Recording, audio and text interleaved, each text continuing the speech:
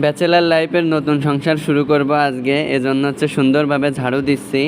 আর আমার রান্নার জায়গাটা এখনও ভালোভাবে গোছগাছ করা হয়নি, এজন্য ফ্লোরে রান্নার ব্যবস্থাটা করব আপাতত। 1 মাস পরে রান্নার জায়গাটা গোছগাছ করা হলে ওইখানে রান্নাবাড়া করব।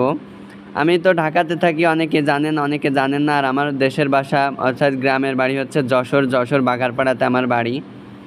আর আমি ঈদের ছুটিতে বাড়ি গেছিলাম। বাড়ি থেকে আসার সময় দেখেন আমি কিন্তু বস্তার ভিতর করে সব কিছুই আনছি। হাঁড়ি পাতিল কড়াই সব কিছুই কিন্তু আনছি, আপনারা দেখতেই পারতেছেন।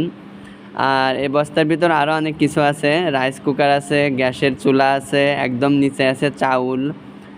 আর এইগুলা ঢাকা থেকে কিনতে চাইছিলাম, তবে হাঁড়ি পাতিল কড়াই সব কিছু আমার বাড়িতে ডাবল ছিল। আর আমার আম্মু বাড়িতে একাই থাকে, এই জন্য এগুলো তো আমাদের অতটাও প্রয়োজন হয় না। তাই ভাবলাম যে খামাকা টাকা পয়সা খরচ করে আর কী লাভ, তাই না? আমি যখন আসছি তো সব কিছু নিয়েই যাই। দেখেন খুন্তি চামিচ সব কিছুই কিন্তু আমার আম্মাজান দিয়ে দিছে। আর এটার ভিতর হচ্ছে গ্যাসের চুলা। আর সিলিন্ডারও নিয়ে আসছি, খালি সিলিন্ডার আনছি কারণ বাসের ভিতর তো ওইভাবে ভরা সিলিন্ডার আনতে দেয় না। এখান থেকে এনে গ্যাস ভরছি সিলিন্ডারে, গ্যাসের চুলায় রান্না করব, রাইস কুকারে ভাত চড়াই দিব। তাই ভাবলাম সব কিছু গোছগাছ করার প্রয়োজন আছে। আর এবার থেকে আমি নিজেই রান্না করব। আগে আমি মেসে খাইতাম, মেসে ওইভাবে আসলে আমি অ্যাডজাস্ট করে নিতে পারিনি। সবাই তো সব কিছু পারে না, তাই না? অনেক চেষ্টা করছি মেসে খাওয়া অভ্যাস করার জন্য, কিন্তু হয়নি।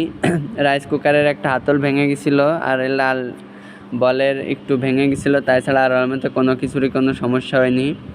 আপনারা যারা আমার ফেসবুক থেকে ভিডিওটা দেখতেছেন অবশ্যই আমার এই ফেসবুক পেজটাতে একটা ফলো দিয়ে রাখবেন, তাহলে নতুন নতুন রান্নার রেসিপি দেখতে পারবেন ব্যাচেলার জীবনের।